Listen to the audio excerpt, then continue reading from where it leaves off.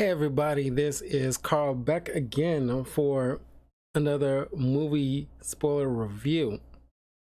And we'll be just wrapping up uh with a it's like the penultimate wrap up of the Independence Day movie month.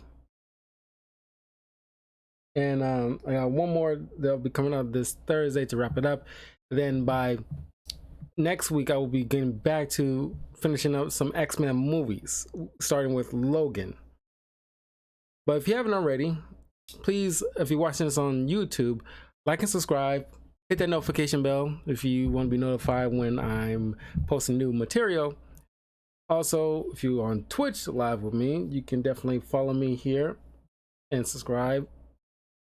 And of course, check out my Patreon, my Twitter. You'll know when I'm live, Instagram. All the links are in the description below. And yeah. This is something I've been wanting to do for a good solid year. And I got nobody to thank but Chris Rock and Will Smith. Yes, after the whole situation at the Oscars last year, over some ridiculous low hanging fruit, only okay-ish G.I. Jane joke that, Will and Jada kind of lost their freaking minds over. I thought, you know what? I haven't seen that movie since I was a kid. Because I saw this on VHS. I'm dating myself here. I saw it on VHS for the first time over somebody's house. And I seen Demi Moore in other stuff. I think like Basic Instinct was probably one of her movies, or confusing her with Sharon. No, I'm confusing her with Sharon Stone, another hot woman. But yeah, I think Demi Moore and other stuff. But I think she got. If this movie was being I'm about to say if this movie was being made today, it'd be better praise than it would have gotten back then. But I think like writers this day and age would have wokeified the hell out of this instead of just letting it be as it is, with no kind of extra agenda tied to it. But this movie had it was directed by Ridley Scott. It had a budget of 50 million and it came out with 48 million in the box office, so not too bad. It's a fair, I say it's fair. And so far as the story goes, it's a solid story. And during the whole situation with the Oscar slap, with the whole situation with the G.I. Jane joke, and I heard people like Dan Merle bring up oh, it's just an all right joke for an all right movie. And I'm thinking to myself, was it just an all right movie? I remember liking Demi Moore in it, but haven't seen it in so long. This is the first time in many years since I seen G.I. Jane. But I couldn't understand the nuances at that time because I was so young. I just thought, oh yeah, there's a female being led into the military, not military, but the Navy SEALs for the first time. But I don't think I had a whole concept of what a Navy SEAL was. I just thought, oh, it's just military, just a generic military. And she's doing what the other guys could. But it was a lot more to it that, my young mind could not wrap its head around. It's kind of like the same way, back in the day when kids probably try to wrap their head around with the politics in the Star Wars prequels.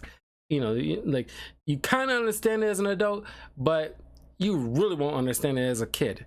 But thanks to something like Clone Wars TV show, that kind of made the whole thing make sense now. But yeah, there's some good stuff in here that I do highly recommend you guys at least, because I imagine hardly anybody took the time to watched G.I. Jane in recent years, and you'll probably appreciate certain things in this, because it was like a, I don't want to use the word feminist movement before it was like a thing, but I think it was definitely ahead of its time so far as like woman representation and paving a way, uh you know, kind of like breaking like a glass ceiling without it being hacky, in my opinion. Of course, it stars Demi Moore as Lieutenant Jordan O'Neill, Viggo Mortensen as Command Master Chief. Yes, you heard me correctly. His codename is Master Chief. Dear God, I don't even think like Halo was a thing yet. Matter of fact, was Halo was a thing back then? When?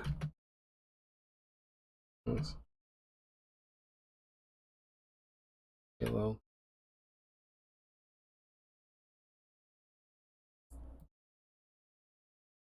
Yeah, the first Halo game was made in 2001. So it was a few years shy before Master Chief was a concept in people's mind. So I was like, wow. So technically, maybe the game copied this, you know, character's title, and not the other way around.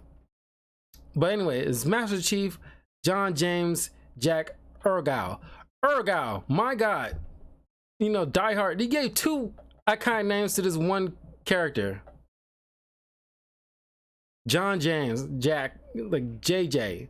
Three, J. Jonah Jameson kind of situation. JJ. You got Master Chief, J. Jonah Jameson, and Ergal. You got three different pop culture characters all roll into one person.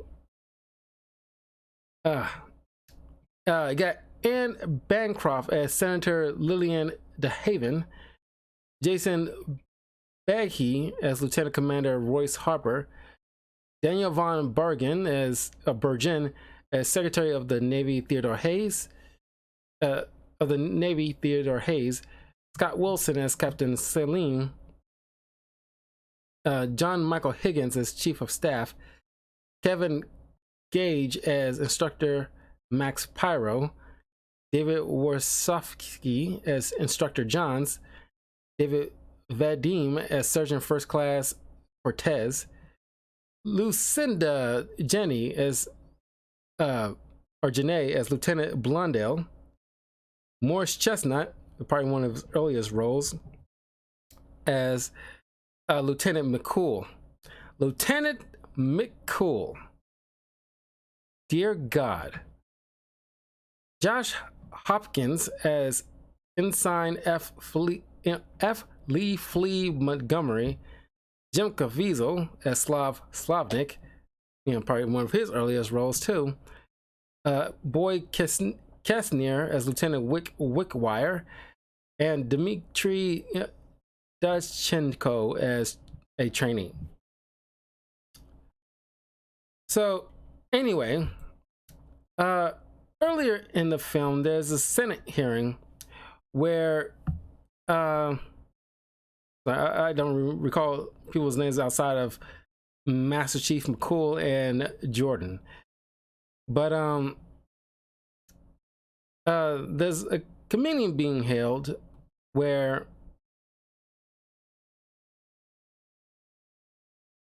I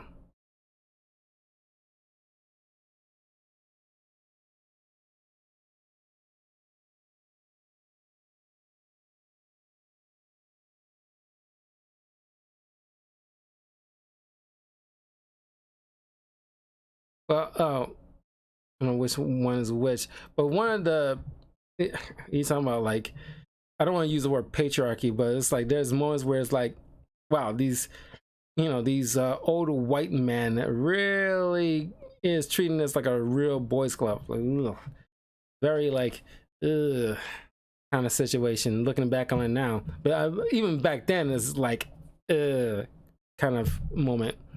But these they call on this hearing because there was a situation where a female military officer, you know, so I guess like in an Air Force kind of scenario, something went wrong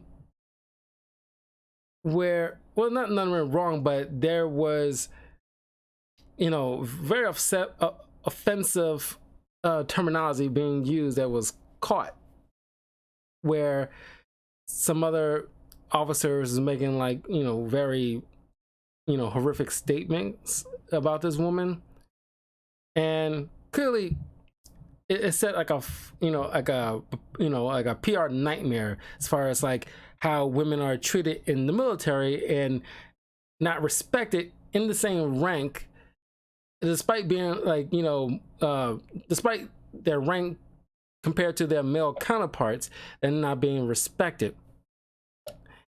And so the Senator DeHaven decides like, oh, we're going to set up this, you know, program. Well, because there's females in the military, but like not doing like the, you know, like the hard jobs, like the really kind of like, you know, you putting through your serious paces. There ain't, you know, there's no women in that kind of faction at that time.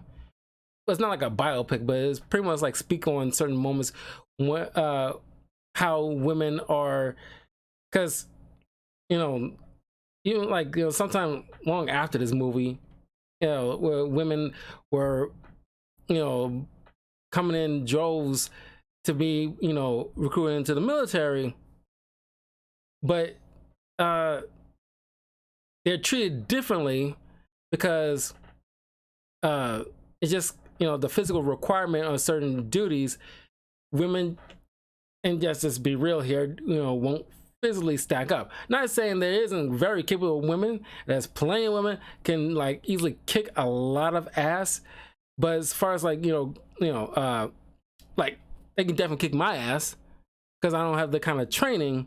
Because just it's like a scale here.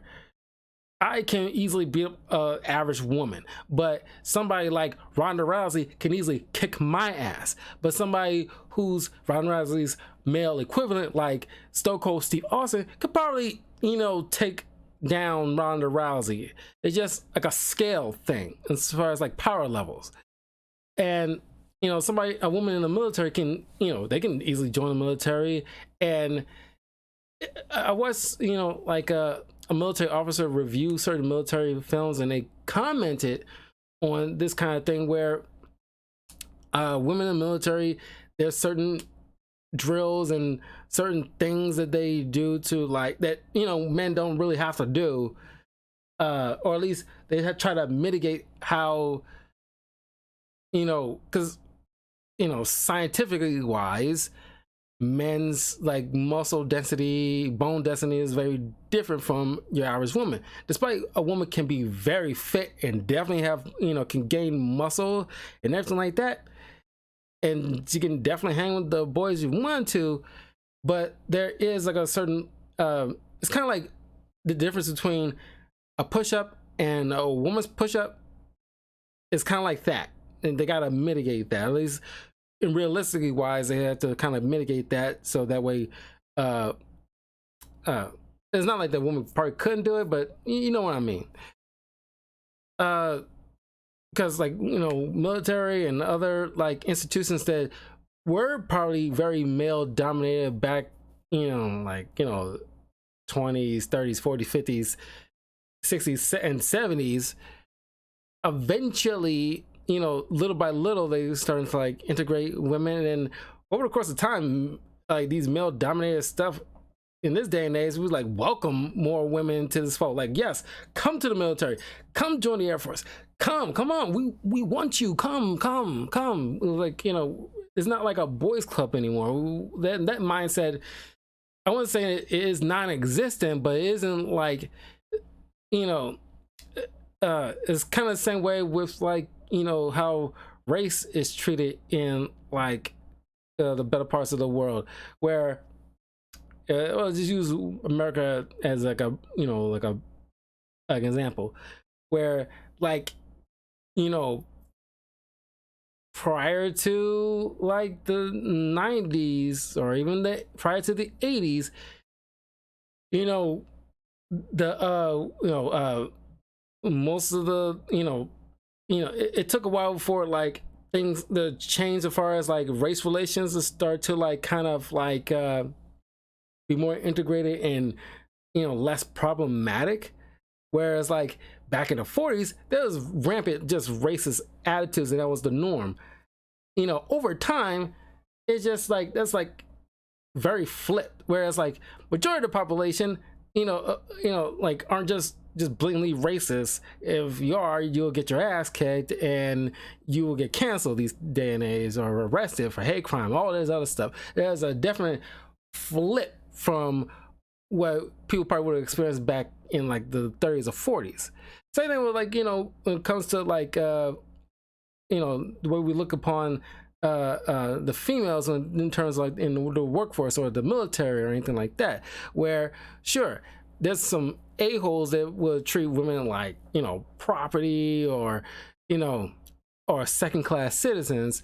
But that, in my opinion, by large part, it's like a flip. Because like back in the day, in like the 30s or 40s, men probably would not, they probably were making crass jokes and probably like, oh, like, treat like a joke where like a woman can be like a CEO of a firm or something like that, and treat it like a joke, or say some rude comments.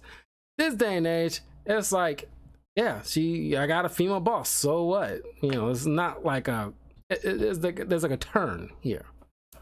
So anyway, back to the movie. So in this point in time, there's female in the military, but not in like those really grueling parts like the Navy SEALs. So the senator decides like, okay, we're going to test out this program to see like, okay, we'll set up a program where we'll test out if a woman can go through the rigors of the Navy SEAL program. And as they're going through like the photographs of different candidates, you see and they make it like you talk about like rude comments. This female senator making like all these crazy jokes, of which is like a woman who almost looked like Arnold Schwarzenegger's illegitimate daughter or something like that, because she's like powerlifting like crazy. It's like, oh god. And like all these other like these candidates ain't like showing like the ideal look of a female until they got to Demi Moore, where she's a little more slender, still fit, but a little more slender and a little bit more feminine. And it's like, wow, feminism at its finest. So they chose her for the program, and she took the time to think about it, because the senator called Jordan over to talk about this. And despite wanting to, integrate women into these military, she made this kind of weird comment about like, before we get started, like, is there anything I need to know? Anything that might blow back in my face later? Like, do you, do you play for the other team? Do you have a boyfriend on? Like, or do you play for the other team? And it's like, oh wow, yeah. Back in the day, there will be like that no, don't ask, don't tell policy since like 1992 with Bill Clinton. So, baby steps, people. We don't have that no more. It was just like, fully integrated for the LGBTQ plus community who wants to join the military. So the whole don't ask, don't tell policy is just like out the window. But it was like a baby step at the time, because even prior to that, they definitely would not let, homosexuals in the military or like police force or fighters or anything like that. But baby steps, eventually we get to a point where it's like, yeah, I don't care if my partner in the police force happens to be a homosexual. Who cares? kind of attitude, you know, like, yeah, okay, so I'll still invite them to my barbecue like with everybody else. So that kind of attitude is, like I said, is a shift. It takes time. You know, as much as people this day and age want you to be perfect, always on time and evolve super fast, evolution and progress takes time. Baby steps, and it doesn't come all at once, but you know, eventually we, you know, like little by little we get more used to it, and it just become second nature after a while. Anywho, so she's talking with her boyfriend, uh uh uh Royce, who is not like another word that shouldn't be tossed around willy-nilly, but he's not like a misogynist, but he's kind of like a little on the fence on the idea of his girlfriend, who is a topographical analyst for the military. She asked his opinion, and he's a little on the fence about it. And he kind of like, I won't say made a rude comment or anything like that. It wasn't rude. It's just like he just wasn't supportive, like he probably should be. Because you learn later that he's not like, he just wants her to be safe. This kind of stuff is just grueling for both sexes. And you know, 60% of people wash out of the Navy SEAL training, and this is not for the faint of heart. And he's like, because if you do this, you might go off on tour and things like that. He's being put in the same dynamic, even though he's, you know, works for the military in a different capacity. He still knows like what's what, and now he's being put in the same position where a woman would be when she has to worry about her guy going off from the military and being shipped out doing tours, and you don't know when he'll be back. Now he's being put in that same position, and he is worried. He's scared. He's frightened for her. He wants to be supportive, but he's, you know, he's not trying to like hide his feelings, but just he's not articulating it in a proper way. So Jordan goes to the training camp and speaks with one of the superior officers.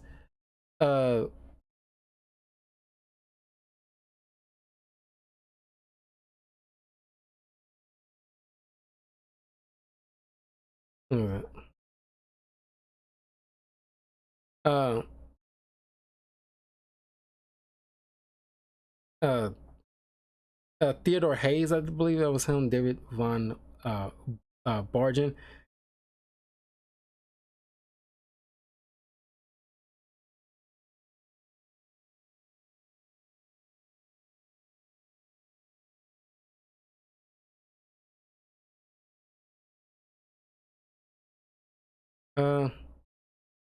No, Scott Wilson and Captain Salem, or Salim, pretty sure it's Salem, and he tells her like, "Hey, let me know if anybody's going stepping out of bounds verbally or otherwise. You let me know immediately."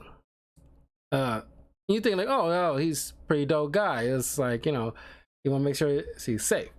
But I think he kind of took it too far, trying to, you know, adjust things way too much to where the point where she's starting to notice where she's kind of getting like favoritism in a way. Because eventually she realized she got her own little bunk. She's not sleeping in the same room as the other guys. She's not even getting her, you know, going through the same, like, you know, like training method as the guys, until she's kind of, you know, raised like some ire about it.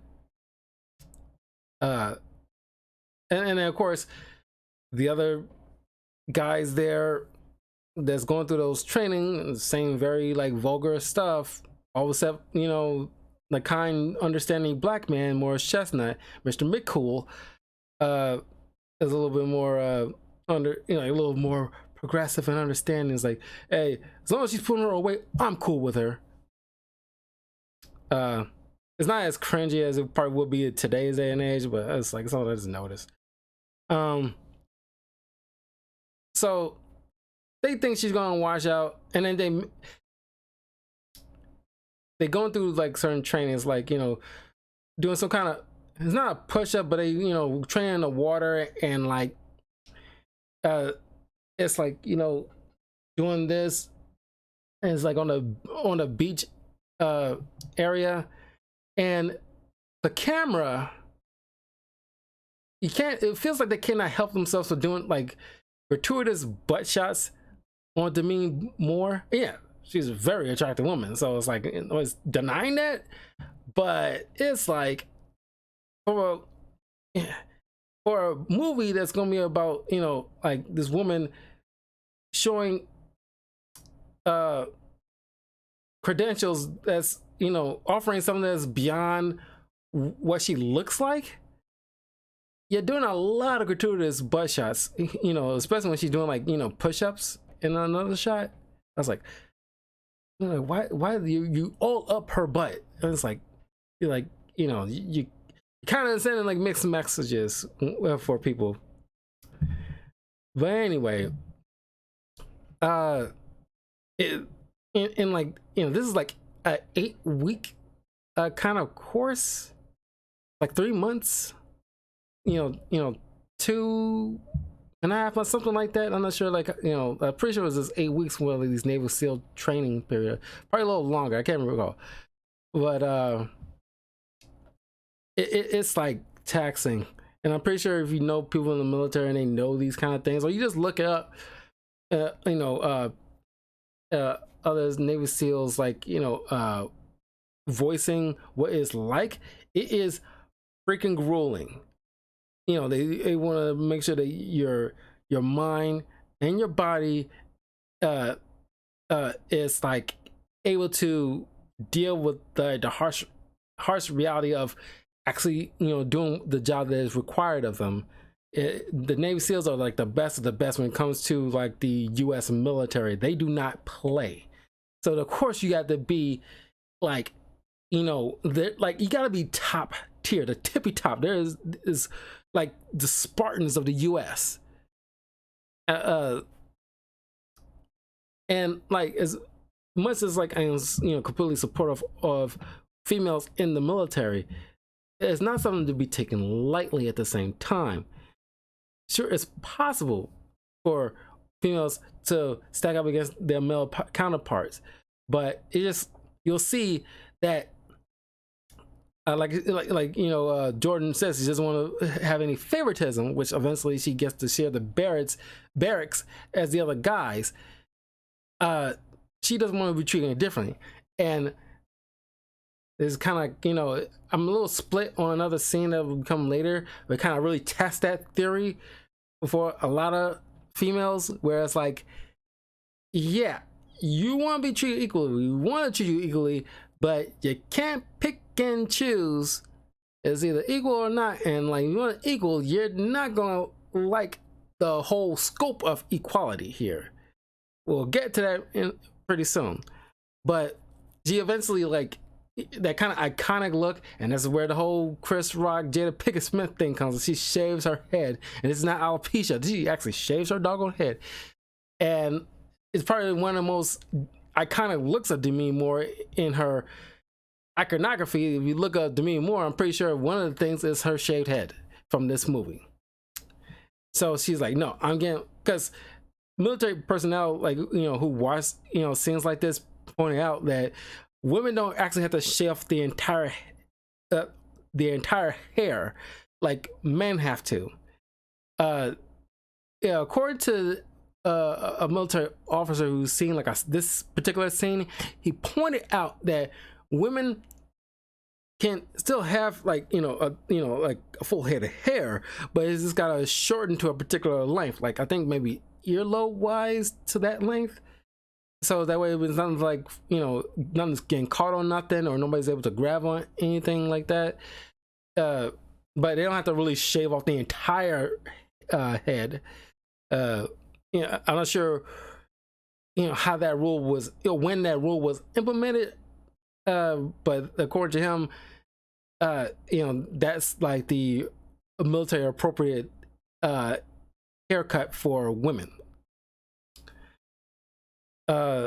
So now, you know, you see, like, you know, a few weeks go by, you know, people started, you know, weeding out as per, because usually by the third or fourth week, that's when you see some drop off, and most of the guys who get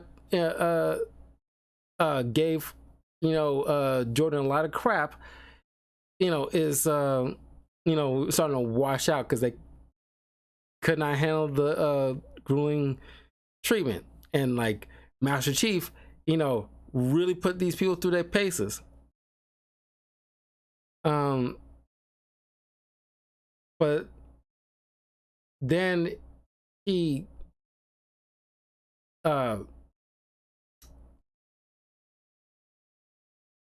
questions her in one moment while she's taking a shower, but want to be treated fairly. So even though she's taking a shower by herself, and it's not, unlike Starship Troopers, there's no co-ed shower thing.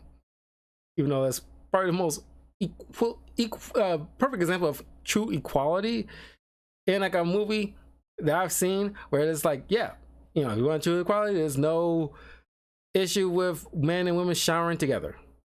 There's no shyness, but of course it's military, so it's like, yeah, you know, women can, you know, give as good as they get. It's like a back and forth. They, you know, but here she's showering by herself.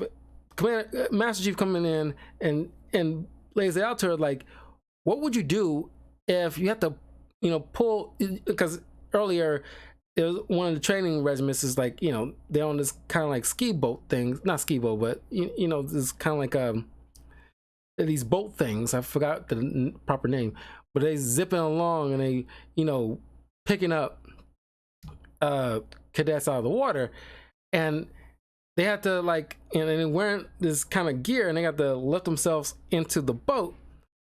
And you know, of course, Jordan has a tough time, you know, lifting her own body weight into the water with the suit and the, you know, into the boat, and the suit and like the sogginess of the water and everything like that. She couldn't lift herself up. And he questions her like, what would you do if you have to, you can barely pull your own body weight up into the boat? What do you have to do when you're in the middle of a firefight? You have to, you know, lift or carry your fellow man into a safe zone, because like, you know, you're going to be put in great danger. That's something he's concerned with. It's like, you know, despite what you might say, like, men have this kind of innate concern for the fairer sex, despite what their capabilities are. It's just innately in us to be concerned, because she points out that like, you don't question your other guys this, are you? Because it's I'm blanking on because something else that happened in this scene pretty much harkens to like, you know, what women are able to do in like a serious situation, whereas like, you know, physicality will be required. And it just kind of makes you think in a way, at least you offer up some kind of discussion where it's like, you know, what are a woman's limitations are, and how will she like overcome something like that obstacle. He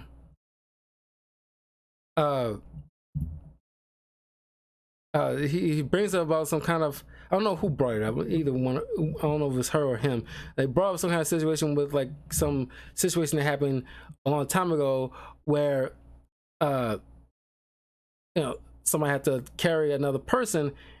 No, there was like bringing up about something happened a long time ago. I'm not sure if it's like some historical thing or whatever, where uh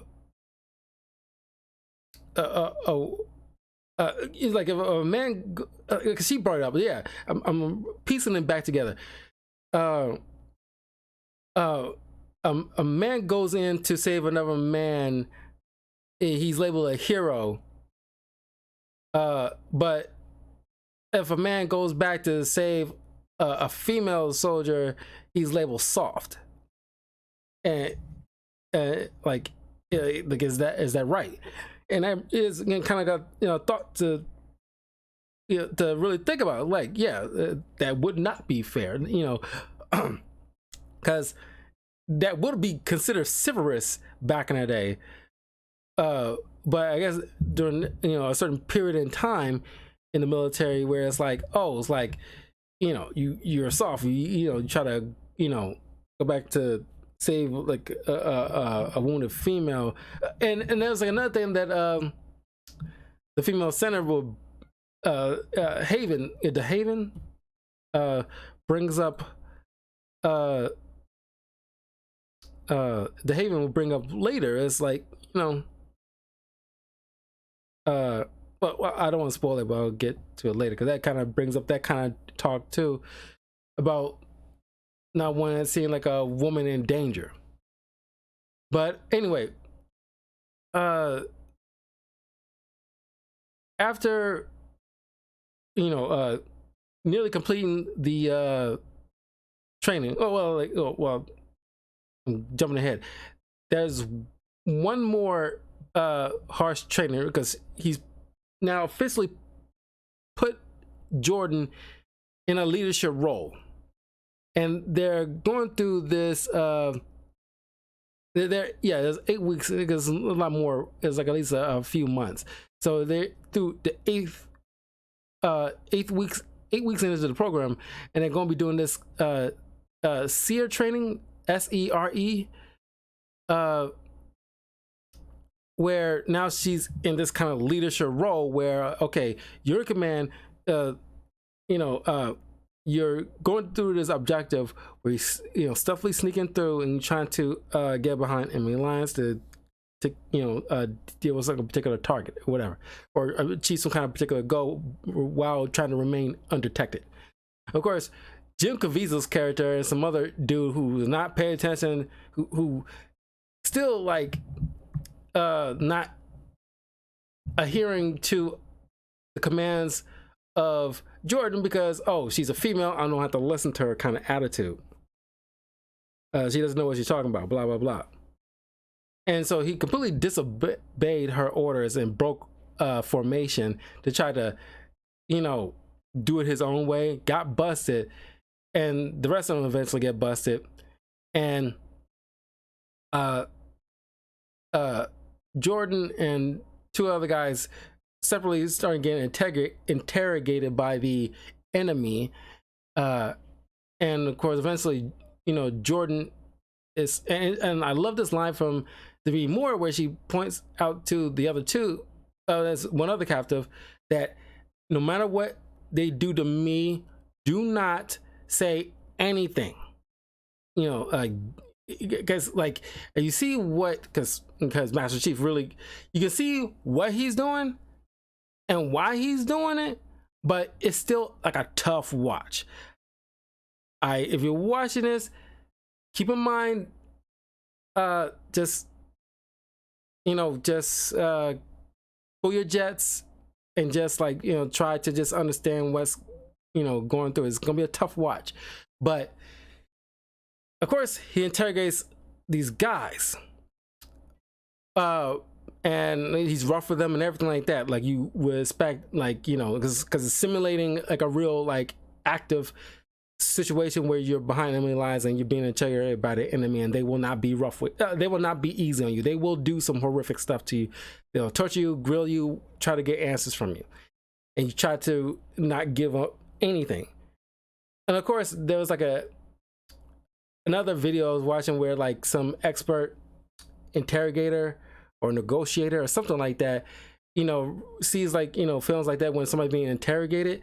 It's like, you gotta, he or she pointed out that you uh you know, I forgot the exact details, but you just don't remain quiet because they will just keep ramping up the torture. Obviously, no human being can go through an excessive amount of torture, but you just give up a little something of truth here and there, but don't give them the exact thing they want, but you just, you know, skirt around it, stall or whatever. But it's like, you know, you don't want to, like, you know, because no human being can go through an excessive amount of torture. You don't just remain quiet. You just give them, like, you know nothing stuff.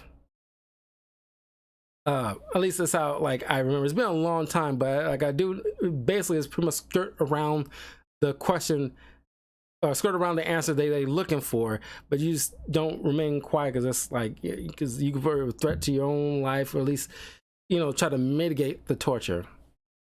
But anyway, as soon as they grab a hold of Jordan, they, or at least Master Chief, gets excessively, I want to say excessively, and probably you can argue he's probably would have done the same thing with any of the guys, but he's trying to essentially break her. And of course, the other instructors who's with them, it's like, yo, because like they raising protests, but he's like, is you got a problem? And it's like you know, it's like, and they end up stepping out because this is way too far, because you just, like, men do not, like, despite what you say about the patriarchy, men do not like the idea of seeing a woman being put in pain and in horrible situations. Our innate, you know, instinct is to step in and help, because despite what a woman is capable of doing, I don't care if it's Ronda Rousey. If somebody's trying to jump Ronda Rousey, my innate instinct would be to try to jump in, no matter if, like, I fail, but I will try to stop it in some form of fashion, because that's just in men, at least most men. And I don't want to say, can't speak for every man, but it's like, we just got that innate thing in us where we just, you know, don't want to see a woman getting beat to hell. But this is all part of, at least in, I want to say his warped mind, but there's a method to his madness kind of situation where you'll see it play out later on, where, like, everybody's raising protests, where this dude is literally looked like he was about to actually, I'm not sure he was actually going to go through with it, but actually trying to make her break, give up answers or whatever, just to make it stop. And you look like he's, like, you know, dragging her outside in front of everybody, and, you know, all the guys who, including the ones who's been doubting Jordan this whole time, all shouts, you know, don't give up nothing, Jordan, you got this, don't let him break you, Jordan. They all, like, you know, jumping, hopping on, like, you got this, Jordan, don't let him break you. It's really, like, you know, like, Attica, that like swell of, like, support, even though they could not do nothing physical because they're trapped in this kind of makeshift cage. They quickly turn and realize the gumption, the gall, the grit this woman has, and not breaking despite dealing with somebody twice her size. And it looks like he was about to seriously, like it looked like he was about to, assault her. He was assaulting her, but, like, you know, in a sexual manner. Not sure if he was gonna go follow through with it, but she, like, tilted her head back, busted his 2 front teeth, and, you know, actually fought back, and everybody's saying, like, praising her. But of course, he got the upper hand, but realizing, like, okay, she passed. He didn't give up nothing. Of course, his line of thinking to his fellow instructor is, like, you know, it's like, in a way, he's like, okay, you know, she's going through with this, she's going to need to be ready. And in a way, you can see the method to his madness, because he's considering that she's a female in this kind of situation, because in most cases that's something like a woman would be concerned about or should at least think about when she enters the military. Whereas like if you catch her behind enemy lines, they're gonna probably, because you're a female, they're gonna probably do way worse than what they'll probably do to a guy. And it's probably not gonna be pretty, and it's like something that like you got to be ready, because this is, despite the physical stuff that I laid on you, it's nothing compared to what you probably will face. This is, you think this is bad, this is peanuts compare to, like, I'm going easy. At least this is how I'm viewing it. He is technically going easy, despite how rough it might look. He's going easy by compared to what you probably will face out there with the enemy, whoever's gonna be, and they catch my enemy lies, and they'll try to do whatever to break you. So it's like, I need to see you, got what it takes to like, kind of like, tough it out, or at least, try to like, get your way through it. So now they kind of like on like kind of like a break from all this mess, and they enjoying like a time at a bar and everything like that. She Jordan gets invited to hang out with some of the other military girls that's on a beach and stuff like that, and she's like, it's been a while since I've been hanging out with all these dudes. It's nice to be around other females. So she hangs out, it's like they have a little kind of like drinks and stuff like that near a beach. And of course she, throughout this whole entire situation, there are, photographers working under the instruction of these like other military personnel that got chastised by the senator, who's trying to definitely try to expose something, try to get some kind of dirt on her to try to get her to wash out, so this whole program could just be thrown out the window. But so they use this as like a cue, like, oh, she's in this kind of lesbian activity with a fellow female officer. And of course, Salem thinks like, oh yeah, of course it's Hogwarts, but we had to go through our you gotta take a desk for a while until this whole investigation is complete, then you'll get back into the program. But it's like, I'm not, and she was like super angry, rightfully so, because like you force her to go to a desk, write a desk until this faux investigation is over, and just to have her go start this whole entire process from the beginning. And this is 8 weeks she went through already. It's like, oh hell no. So she just voluntarily quit, because like all the bull crap she had to go through to make it to this point and earn these guys respect just to start from the jump. No. But thanks to her guy who, upon looking through some papers, like he noticed that this whole investigation was spurred on by the same offices of Senator McHaven. You want to say McHale? McHaven, DeHaven. And so Jordan goes to meet up with the senator and asks, like, why would you sabotage me like that? What the heck? You the one that set all this up. And this is where I bring up about like the whole female and want to protect them and stuff like that. It's just the fact that the senator wanted to get like some good press. She didn't want Jordan to actually complete the program, just enough where she has the leverage to prevent military camps in Texas from being shut down, because there's like a lot of them being like shut down and stuff like that, and she doesn't want her state to have any of their stuff shut down. So she's trying to drum up like like uh uh some good press in her favor in order to keep those open and stuff like that. And she really didn't want Jordan to actually succeed, because can you imagine? She's like, oh, can you imagine? Can like what parents would think if they, or at least especially fathers and brothers would think if they send their daughters or sisters, aunts and mothers to the military. They don't want the idea of having to come back in body bags or torn up or anything like that. No one wants that. No one wants to see their little girls like that. And it's like you're taking that kind of choice away from them.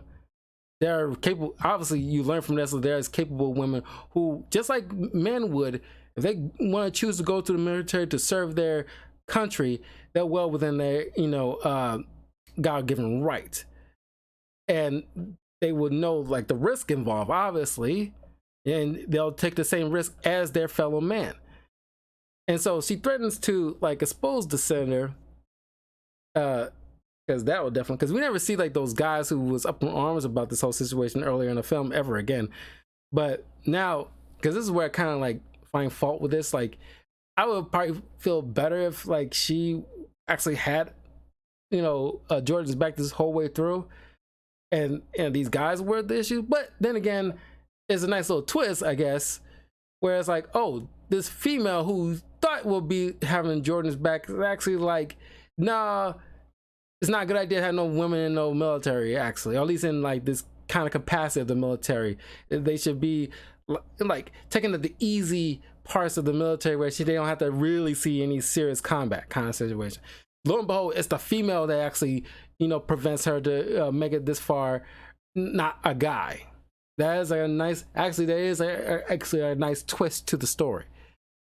It's not the patriarchy, it's the matriarchy that's preventing this.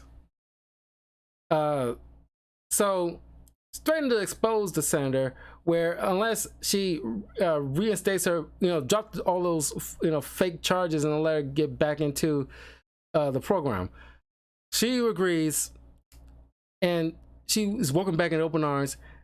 Then Master Chief and those same recruits are then tasked to help these Army Rangers who retrieve this weapons grade plutonium behind some enemies. I'm not sure it was like, Libyan desert, and they need like some kind of they need some extraction. And of course they go there. Master Chief is like got the sniper scope. Oh, and speaking of snipers, one of the training things is another thing, like one of the, like a real life military officer pointed out in, like, maybe not in this movie, but a different movie with the same kind of thing, where in this training period where you like crawling through the mud with like razor wire just above your head, and the instructor's shooting bullets above all that. He mentions that is a thing, but he points out that the slight unrealistic thing that he sees in a lot of like military movies when they do things like this, yes, they shoot above your head, but it's too many threats of a like a potential of a accidental casualty if one of these students just suddenly kind of pop up and they get shot. These instructors are shooting so far above your head, so in just in case one of these fools just somehow unknowingly just stand up out of panic or whatever, the bullets are still flying so far above your head there's no way they can actually get shot. There's too many movies that shoot just like almost at like center mass, so a potential somebody like actually, I think it was Starship Troopers who was watching that scene. Yeah, I'm pretty sure it was, where that scene where Rico gets whipped yeah, they bring in whipping in like modern or futuristic times, you know, that's very effed up for like a punishment. But they in like a training program, and some dude, like, his helmet's like malfunctioning or something was wrong. He, you know, inadvertently step up as like as they shoot above their head, and it's like they're shooting way too close where like anybody can get shot in the head. You gotta go way higher than that for safety reasons. So that's something that's not, it's real, but only a slight caveat. They shoot way further above the head. Anyway, he's a good, excellent sniper, and so he's like monitor the situation while a separate group tried to help out, locate the Rangers. A situation comes up where, while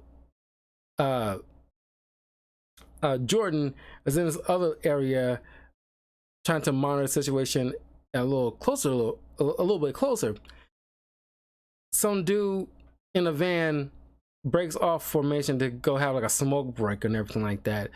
Nearly sees her, and trying to avoid getting detected. He had no choice, or at least preventing, like, even though she could easily, like, stealthily kill this guy with a knife, he took it upon himself, take the sniper shot, took him down. But the noise alerts everybody else. Honestly, I couldn't help but think about, like, at any point a predator could easily show up in this kind of situation. It seems like a good predator movie. You just set up some kind of military type of film and then throw a predator in it, and it just feels like a proper place to put a predator in. Or it looks like Metal Gear Solid 5 with this whole desert locale. I mean, it's a little off a tangent, but it's just something I was thinking about during watching this particular scene. Anyway, so he lures these guys to his direction while she runs away to try to go get help from the other guys, because the comms are down. Of course they are. And so she takes point, and using her skills as an analyst, realize, okay, the chief will more than likely go through this particular direction, so we need to follow this. They set up like a kill box, so when he's running in this direction and they're following him, they can blow it, and they can make it out alive. But the chief, right at the kill box area, gets shot in the leg by the enemy. McCool and Jordan goes and grabs him. No, not McCool. Well, somebody else goes in and with Jordan to grab him, and McCool's the one who sells the charges to give them some time to get away, while the U.S. helicopters come by once they get the call to come help. They sound these little tear gas or smoke screens and help take down the enemy while they help, because they already got like the Rangers and everything like that, so they extracting Jordan's team. And for saving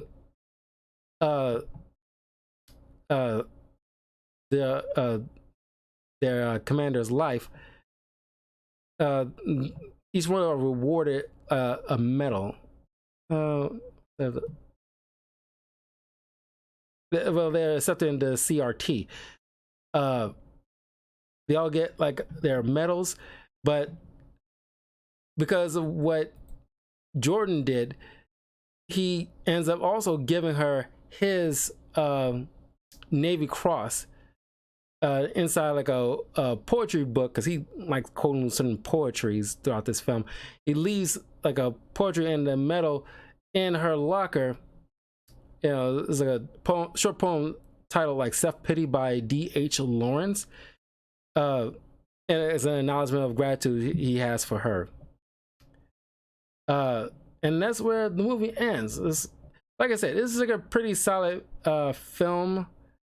Of course, critics at the time, because Demi Moore got a Razzie for this, and it's like, I don't think it was like a deserving of a Razzie, because she, because I think this really made her look. I think really stand out as like a, because she was already a great actress, but this is like, wow, she can really like shows her like acting chops. Because what she went through in this film is like, oh my god, like A-list material. This movie was made today. I'm pretty sure we would not give her a Razzie for this. This is like good material so far as like, you know, showing off Demi Moore's acting chops. Is like, you know, she plays that this dramatic role very well, and like, you know, you see her going through all this grueling stuff, and I can't imagine, you know, like, you know, the training she has to go through in order to prepare herself for this role.